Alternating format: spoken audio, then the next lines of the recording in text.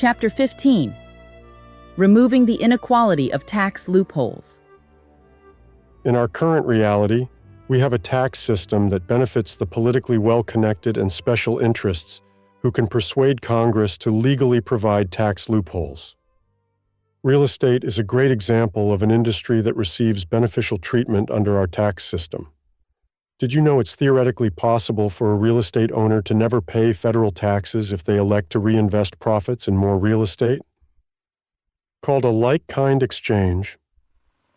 This is true under Section 1031 of the IRS Code.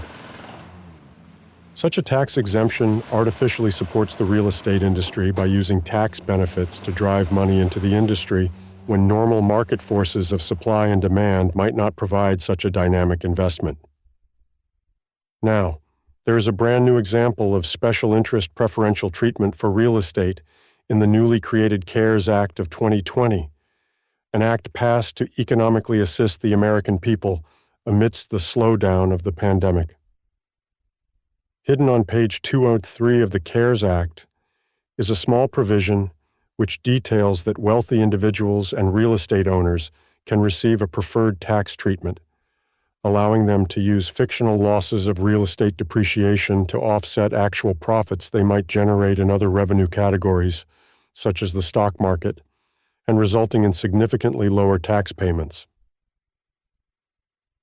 It is estimated that this special interest provision alone will cost the U.S. government around $200 billion in tax revenue. The reality is that special exemptions and the tax code's complexity allow individuals and companies to legally avoid taxes, with the result of collecting too little revenue for the government. This puts pressure on the government to more heavily tax those who cannot avoid paying, the middle class.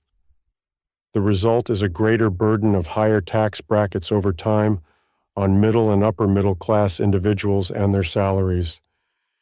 As we have seen, the real solution is to broaden the tax base as much as possible to allow for the smallest tax percentage possible, i.e., the lowest tax rate possible, within a constructed automated system whose structure inherently removes all special interest loopholes.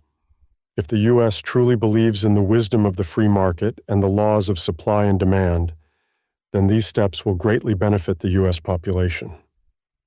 A tax that treats all individuals and all industries equally, artificially benefiting no one group in the marketplace, is the soundest structure to institute. And, as Hamilton recognized during the search for an effective tax structure at our nation's founding, a transaction tax and its dynamic nature offers the imperceptible agency of taxes on consumption. These are the pillars of the ABT tax.